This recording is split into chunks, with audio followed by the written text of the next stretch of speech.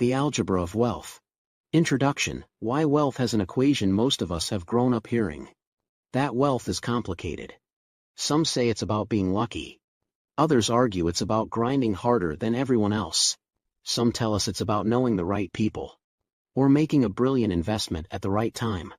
Scott Galloway, professor, entrepreneur, and best-selling author, offers a different perspective in his 2024 book The Algebra of Wealth. He says, wealth can be understood as an equation. Like algebra, it's not random. There are variables you can control. And if you understand how those variables interact, you can dramatically increase your chances of achieving financial independence. But this isn't just another get-rich-quick playbook. Galloway is blunt about the realities of money. He grew up in a single-parent household, clawed his way through education and built and lost fortunes along the way. Today, he teaches business at NYU Stern, runs multiple companies, and hosts one of the most popular podcasts on business and life. His credibility comes not just from his success but from his failures, and the lessons he's distilled from both. The book's core argument is simple: wealth equals focus, plus stoicism, plus time, plus diversification. In other words, financial independence and lasting success come from staying focused on what matters, being disciplined, giving compounding time to work in your favor, and spreading your bets so no single failure destroys you. For anyone struggling with money or motivation, this framework is liberating. It says, you don't need to be the smartest person in the room, or the luckiest. You need to understand the algebra, apply it with patience, and let the math work in your favor. In this summary, we'll explore the big lessons from the Algebra of Wealth. You'll learn why focusing your energy is the first step to success, how stoicism can protect you from emotional sabotage, why time is the most valuable asset you'll ever own, how diversification keeps you safe while you grow, practical ways to apply these lessons in your career and personal life. By the end, you'll walk away with a clear formula you can apply to your own financial journey. And hopefully, a spark of motivation to take action today. Lesson 1, the formula for wealth. Galloway opens with the algebra itself. Wealth equals focus plus stoicism, plus time, plus diversification. This formula is not meant to be solved once. It's a lifelong equation, where your role is to keep adjusting the variables so that they add up in your favor. Let's break down each part. 1. Focus, energy plus direction. Focus is about knowing what matters and dedicating energy to it. Most people are scattered, they jump between jobs, investments, or even passions without ever going deep enough to see results. Galloway argues that if you want to build wealth, you need to pick a lane and commit. For example, instead of chasing every side hustle, imagine putting 100% into mastering one skill. Whether that's coding, design, sales, or finance. With sustained effort, you become not just good, but excellent. And excellence, in a world of competition, commands premium rewards. He warns against the temptation of shiny objects. People lose decades hopping from one trend to the next. Crypto 1 year, dropshipping the next. Then real estate flipping. Then back to a new app. None of these are inherently bad, but if you don't give them time and focused attention, they'll never compound into meaningful wealth. The rule here: depth beats breadth, especially in the early years of your career. 2.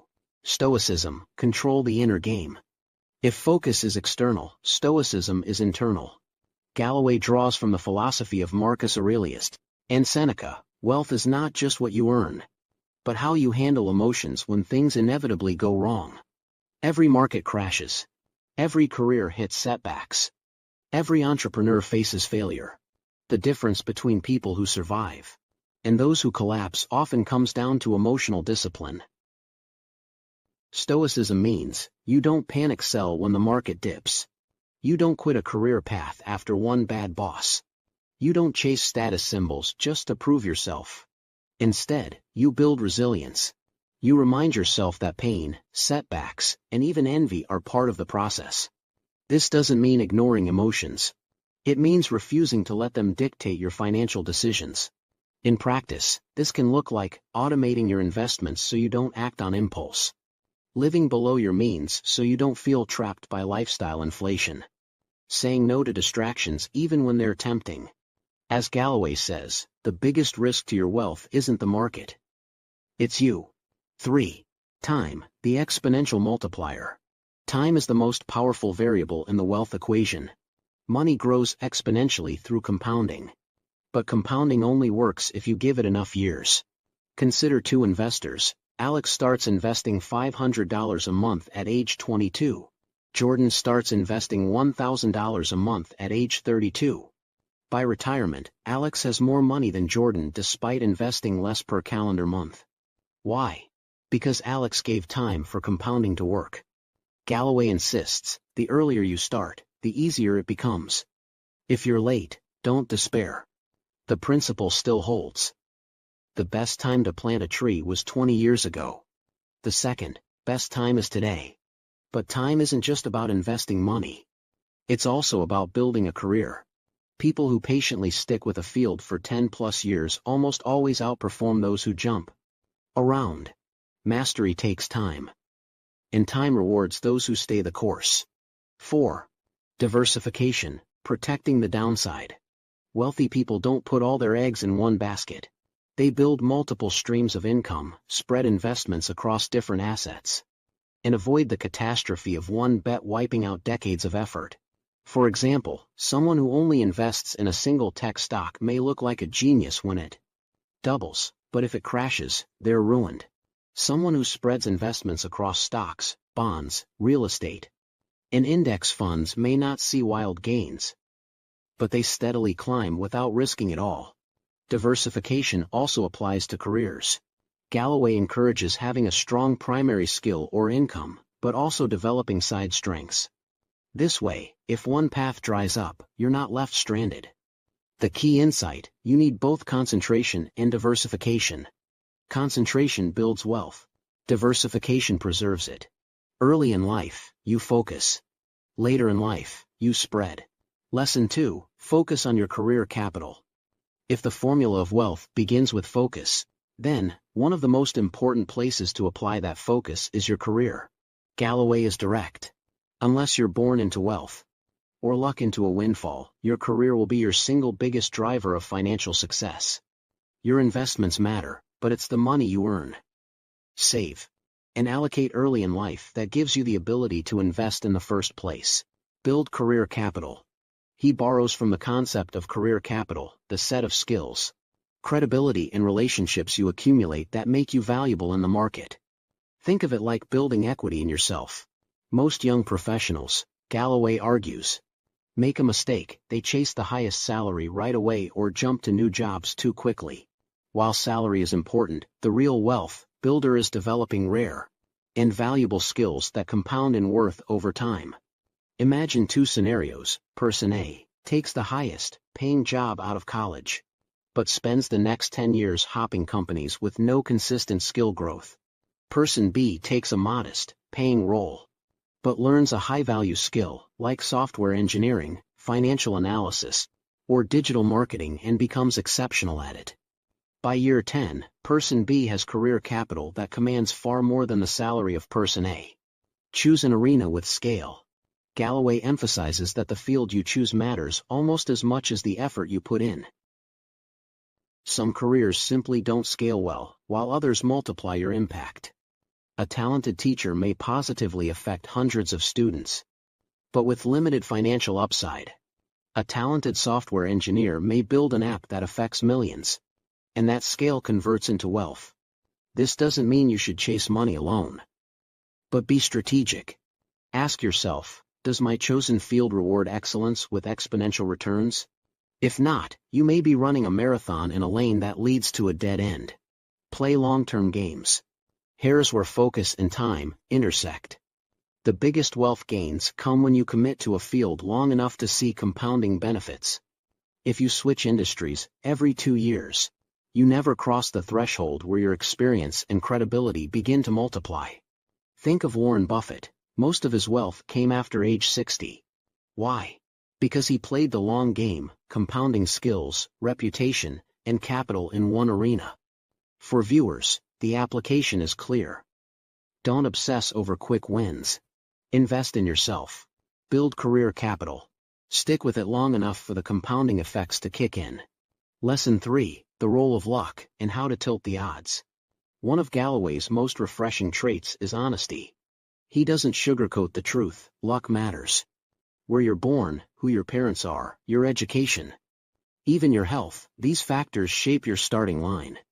But luck doesn't mean destiny. You can't control the hand you're dealt, but you can control how you play it. Be in motion. The first way to tilt luck in your favor is simple: be in motion.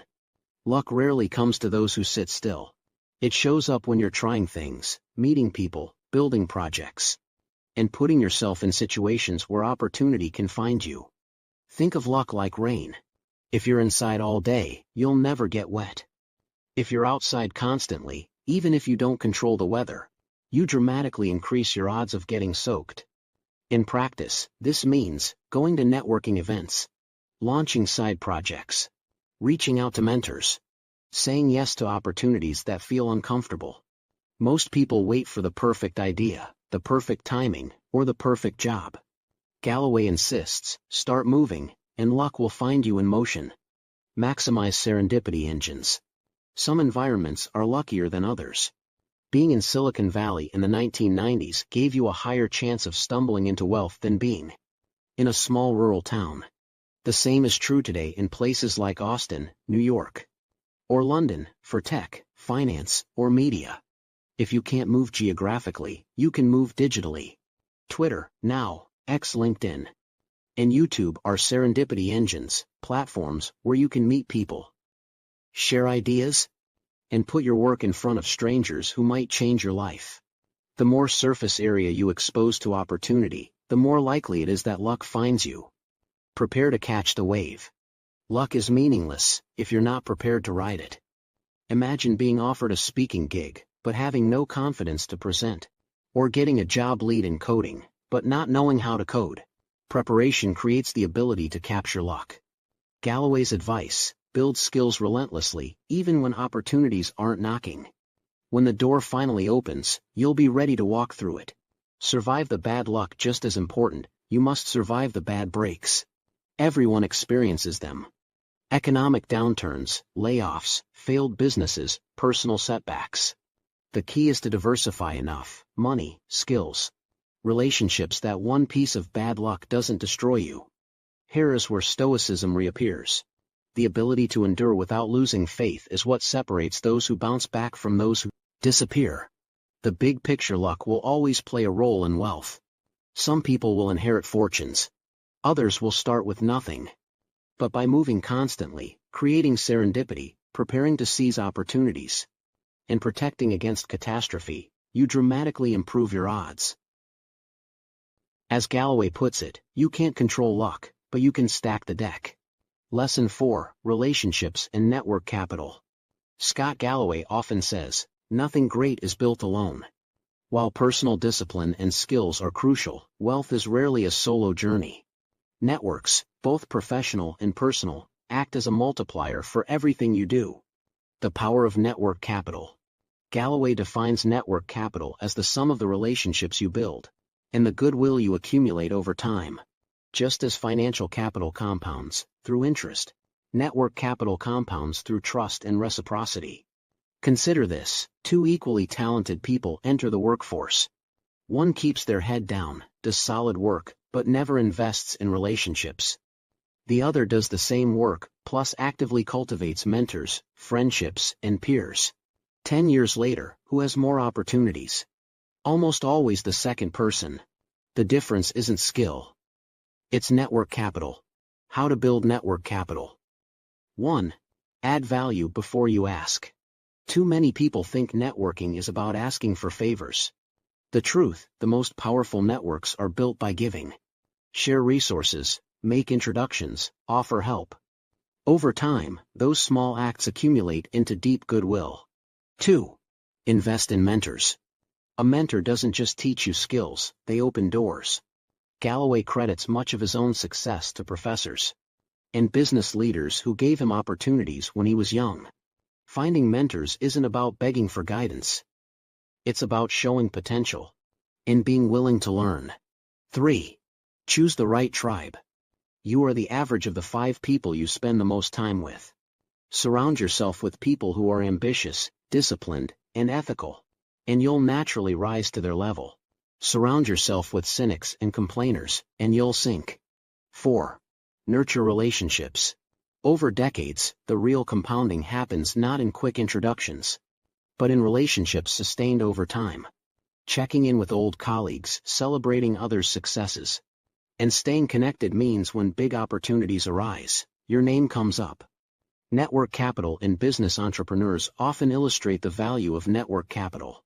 Investors don't just fund ideas, they fund people they trust. Customers don't just buy products. They buy from brands or individuals they feel connected to. Galloway emphasizes, you can be brilliant, but without relationships, your impact will be limited. Personal relationships and wealth. It's not only professional networks that matter. Personal relationships, family, friends, partners, deeply affect your ability to build and sustain wealth. A supportive spouse, for example, can mean the difference between taking a risk and playing it safe. A strong circle of friends can provide emotional stability when work becomes stressful. He cites research showing that the single greatest predictor of long-term happiness, success is the quality of one's close relationships. Wealth without relationships, Galloway warns, is hollow. Key takeaway, if money is your only focus, you might achieve wealth but end up isolated. If you prioritize building meaningful relationships while pursuing success, you not only get wealth, you also get a life worth living. Lesson 5, Financial Habits and Living Below Your Means. When people imagine wealth, they picture huge incomes and lavish lifestyles. Galloway flips this idea on its head. The most reliable way to wealth is not how much you earn, but how much you keep. The trap of lifestyle inflation. Many people fall into the trap of lifestyle inflation. They earn more, they spend more. They upgrade their apartment, their car, their vacations, always keeping expenses just above income. As a result, no matter how much they make, they feel broke. Galloway explains that this isn't just about math, it's about ego. People want to signal success to others.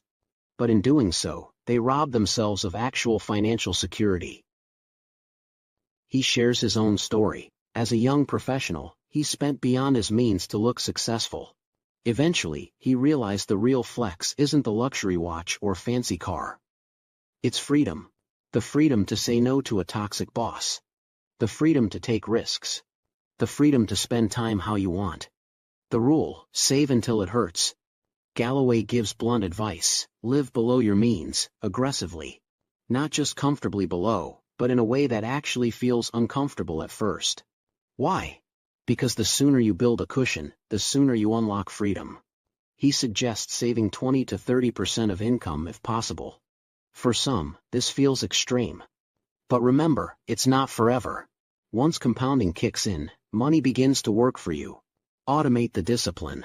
One way to avoid the temptation to spend is to automate savings. Direct deposits into investment accounts.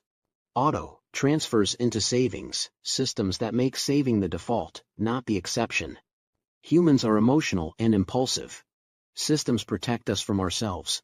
Debt, the silent wealth killer. Galloway is particularly harsh on debt. Consumer debt, he says, is like financial cancer. Credit card balances with 20% interest rates are almost impossible to overcome if left unchecked. Not all debt is bad. A reasonable mortgage or student loan can be considered investments. But lifestyle debt traps people in cycles of stress and stagnation. His rule of thumb, if you can't pay cash for it, you can't afford it. Freedom as the ultimate dividend. Why live below your means? Because the ultimate goal isn't just money, it's freedom.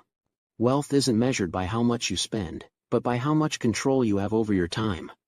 The person who makes $70,000 a year, but saves enough to work only 4 days a week, may be wealthier, in terms of life satisfaction, than the person making $300,000. Chained to a 70-hour job with no exit strategy. Practical steps. Track your spending for 90 days. Awareness itself reduces waste. Cut status spending, purchases made to impress others. Build an emergency fund of at least 6 to 12 months of expenses. Invest consistently, even if small. The habit matters more than the amount early on. Key takeaway: you don't need to be a millionaire to feel rich. By mastering financial habits, avoiding lifestyle creep, and prioritizing freedom over status, you put yourself on a sustainable path to real wealth. Lesson 6: Health and longevity as wealth. When people think of wealth, they often picture bank balances, assets, or luxury possessions. But Galloway makes a compelling case: the most valuable form of wealth is your health. Without it, money becomes meaningless. Money versus health. Imagine being offered two lives. In one, you earn millions, but suffer chronic illness that limits your freedom. In the other, you earn modestly but remain strong, active, and mentally sharp until late in life. Which is real wealth? For most people, the answer is obvious. Yet many chase financial success at the expense of their health, only to regret it later. Galloway insists, your body is your most important asset. Protect it as fiercely as your bank account. The health-wealth connection. Good health actually fuels financial success. When you sleep well, eat well, and exercise regularly, you think more clearly, work more productively, and make better decisions. In contrast, poor health drains energy, shortens careers, and increases costs. Stress, related illnesses, preventable diseases, and burnout are silent wealth killers. They rob you not only of years but of opportunities. Investing in health, just as compounding grows your money, compounding also grows your health, in both directions. Small, consistent habits create massive outcomes over decades. Exercise, 30 minutes of daily movement compounds into years of vitality. Nutrition, simple dietary choices reduce risks of heart disease, diabetes, and other costly illnesses. Sleep, chronic sleep deprivation, erodes cognitive function, and accelerates aging. Mental health, therapy, mindfulness, or simply meaningful friendships reduce stress and improve resilience.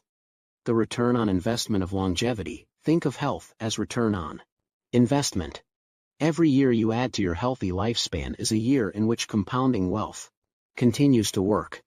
If you retire at 65, but live vibrantly until 90, that's 25 years of enjoying the fruits of your labor.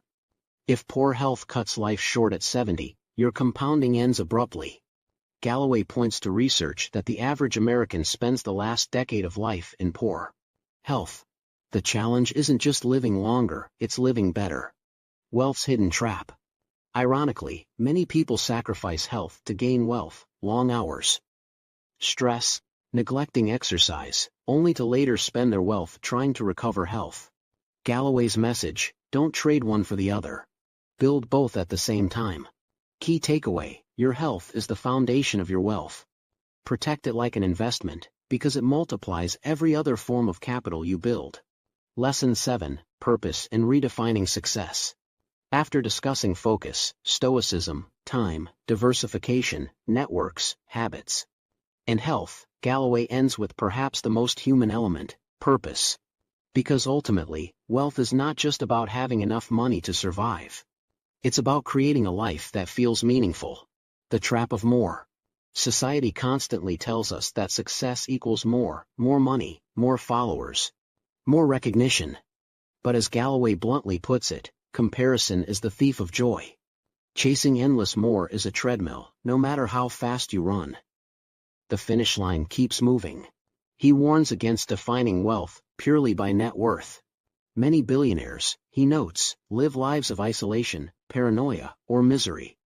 If your pursuit of wealth leaves you empty, have you really succeeded? Redefining wealth. Galloway redefines wealth as a life where your means exceed your wants. True wealth is when you wake up with freedom, relationships, and health, and your money is simply a tool to support those things. This doesn't mean ambition is bad. Ambition drives progress. But ambition without purpose leads to burnout. The key is to align ambition with something larger than yourself. Find your algebra of purpose. Just as wealth has an equation, so does purpose. For Galloway, it's a mix of three things. 1. What you're good at. 2. What the world values. 3. What you care about.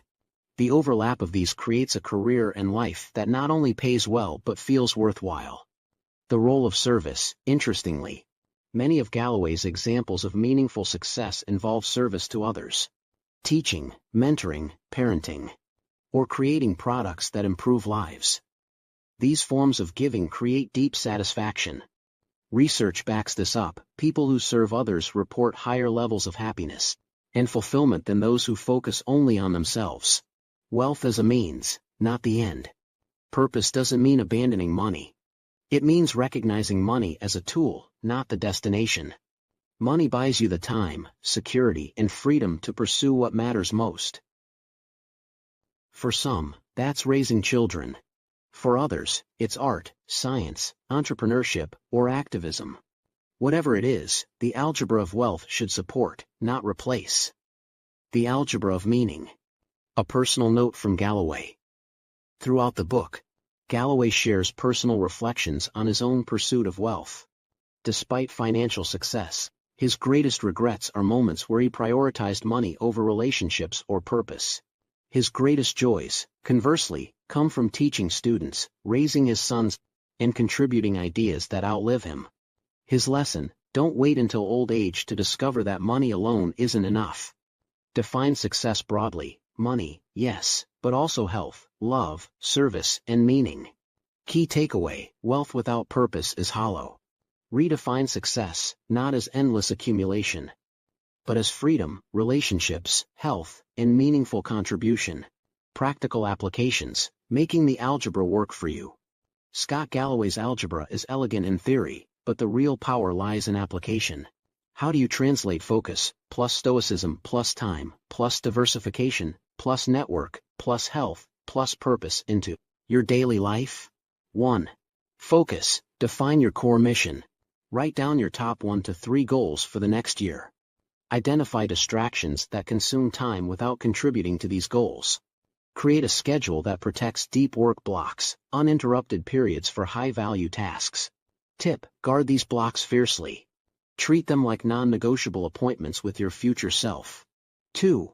Stoicism. Build emotional discipline. Begin a daily reflection or journaling habit to track emotional responses. When faced with stress, ask, can I control this? Focus on what you can. Let go of what you can't. Practice delayed gratification. Small acts of patience today compound into long-term wealth and resilience.